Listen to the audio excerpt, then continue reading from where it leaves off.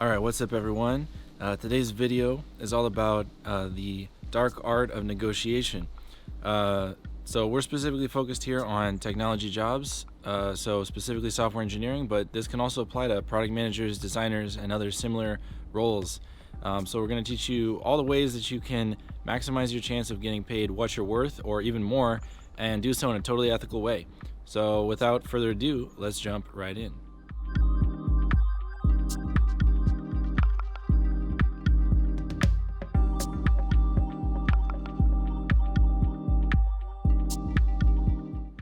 Alright, so today we're going to touch on several different topics.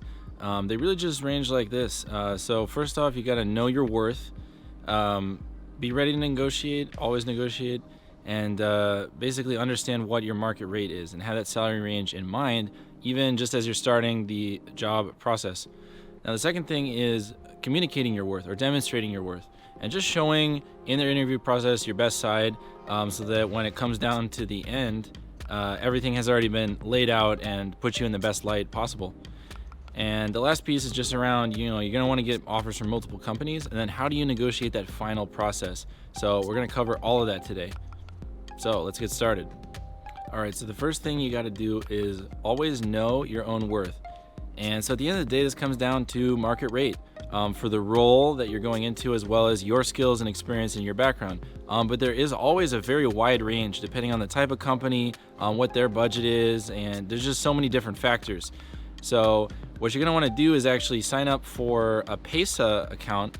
This is a free service online that basically crowdsources the different salaries that are paid for different types of roles, all different kinds of roles. So definitely check that out. But actually, before you do, what's a good idea is just to take a sheet of paper and write down just the highest salary number that's on your mind, that if you got this offer, you'd be like, wow, what a great offer. And so just write that down, whatever that is.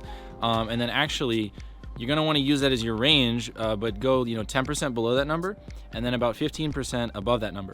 And so those two numbers, higher and lower, are going to be your range for your salary that you're going to use to frame your job search. And that's just going to make sure that you're definitely going to be getting paid what you're worth. And don't worry, because the company will always tell you what their budget is or what they are allowed to pay you. And they're a company, so at the end of the day, that budget is built into the plan, so you're the one who's at risk. And so that's why you should always negotiate, always have in mind your market value, and make sure that you're getting the best offers that you can.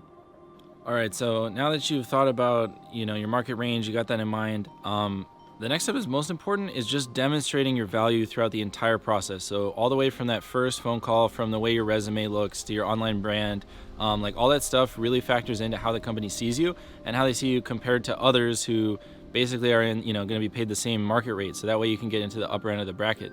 So at the end of the day, a lot of that comes down to technical skills, but a lot of that is soft skills as well. So we're going to cover different aspects of that are really going to help you present yourself in the best way throughout the whole process. All right, so the first thing to keep in mind is just high status communication. So what does that mean? Well, at the end of the day, a lot of candidates are nervous going into the job process, and that's totally natural and normal. But at the end of the day, it could help or hurt you. It probably could hurt you if you're too nervous and you don't come across as very confident, just things like that. So at the end of the day, you just have to remember that it's a job search process. Like the recruiter, the team members, we're all human here. So at the end of the day, just finding that confidence within yourself, as well as knowing that you're going to be interviewing with a lot of different companies.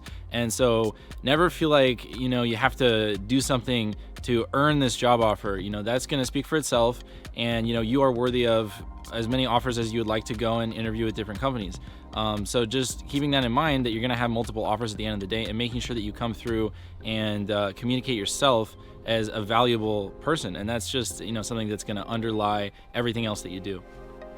So the next step is all about communicating your unique story. So you've got different background and experiences compared to every other candidate. And so basically, by highlighting what is unique about yourself and your experiences and how they're a great fit for the role, and just talking about those like enthusiastically, having just thought about it, like what makes you excited about your past experiences, that is gonna just show you as being like a more passionate and high quality candidate. So that's what's most important, is like telling your story and highlighting your unique parts that really are effective for this role and specific to this company. And of course, the final aspect is technical performance. Obviously, this is a big one for these kind of roles. So just do your due diligence and just practice a lot, and just do a lot of interviews. And at the end of the day, you will see progress. You will see yourself growing and getting better at this. And eventually, you'll get to the point where you're really acing those technical interviews, and that's how you're going to get into the higher salary brackets. All right, so now we're just going to cover a couple different stages of the entire interview process that are specifically tailored toward the salary negotiation aspect from beginning to end. So your job search process, or like that first stage with this company, might end up being a phone call with a recruiter. So in this case, they might be asking you, hey, what is your current salary, or what was your most recent salary, or like what kind of salary are you looking for, and so forth. One of the things they're trying to do is just to make sure that what you have in mind is actually lining up and matching with the role that they have in mind. But at the end of the day, you don't need to say anything. If you never need to share your salary with the recruiter from a previous company. So that's always information you can choose to share if you believe it's going to help you. So at the end of the day, I think the best option is just to give that salary range that we calculated in a previous part of the video. So by doing that, you're basically giving them a ballpark of what you're looking for, what you're worth from your own understanding of your market rate. And yeah, that's going to set the grounds, and it will definitely tell you if that's a little bit off from the role, because maybe it's possible that the roles were mislabeled or something, and this is like a more senior or more junior role compared to what you should be going for. All right, so obviously the other most important aspect is just technical skills. So it's something I mentioned before, but at the end of the day, like every single interview you do, just really try to ace it. I mean, you're just going to show your best technical side. And then of course, also just make sure that you're doing everything you can to be polite, to come across as like someone who is personable and like that people would like to work with. And by doing that, you're basically just setting yourself up that there's not going to be anything in the back of anybody's mind that could come up when it comes down to like how much you're worth. You want to show that you're in the top percentages of people, who are interviewing for this role. And so just by putting your best foot forward from both aspects, that's how you're going to get into those higher brackets. Okay, so the final stage is obviously the most important, because this is when they reviewed your interview. It might be the same day as the interview, it might be at a later date. The recruiter might call you on the phone, but either way, they're gonna bring you in and say, hey, we'd like to extend you an offer. Here's the offer. And so here's how you should react to that. So what you wanna do is just say, oh, thank you so much. I'm great to hear that. It's great to hear that. I really enjoyed meeting the team. And so you can say you really liked X or Y thing about the company. So just highlight an aspect that you really liked about their company that makes it feel like a good fit, and basically say like, I'm going to review this offer and just think about it and compare it to some of my other offers. And I'll definitely get back to you soon about that. So at the end of the day, you're being neutral and you're saying thank you. So you're being grateful. But you're not on the one hand, you're not be like, wow, like that's such a great offer. Like you shouldn't say anything like that. So just make sure to be a little bit prepared that it doesn't slip out. And on the other hand, you don't want to sound like disappointed if it is lower than what you expected. You want to be neutral, and then that way you can come back, and it's often easier to negotiate over email. But yeah, that way you're just setting it up so that it's the best way you can come back with your reply to that offer. All right, so as far as the negotiation process with each company, they're going to give you the offer. So we just talked about that. And you're going to tell them, thank you. You're going to be neutral, give it a few days to review.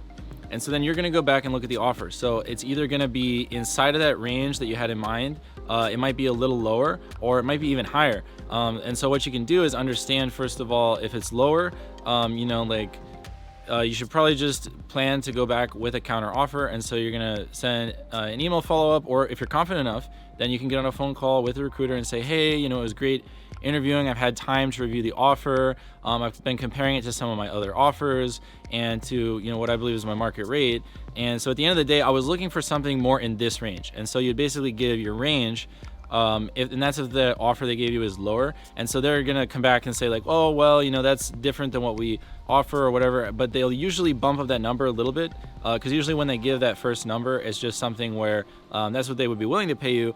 At the end of the day, it's like part of the company's budget to help save money, right? Like that's what a negotiation's all about. So just by giving that range and being firm about that, you're going to increase the value that you show to them. And at the end of the day, if they value you, really, they're going to come up to that range in most cases. Now, if the offer was kind of inside your range, but a little bit lower, then what you should just come back with is like, oh, thank you so much for the offer. Like I've had some offers from some other companies, and you can basically say that I was really looking for something a little more in this range. And so in this case, you would give a range that's just a little bit higher, but probably keeping that 15% increase on your previous salary, unless you've already had offers that go above this range.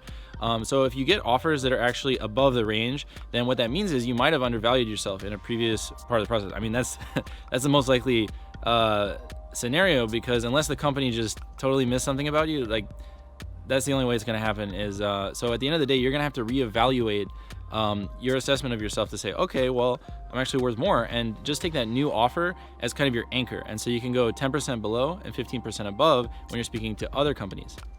And so that leads us right into our final point, which is all about getting multiple offers and speaking to multiple companies. This is the most important thing you can do to really maximize your chance of getting what you deserve.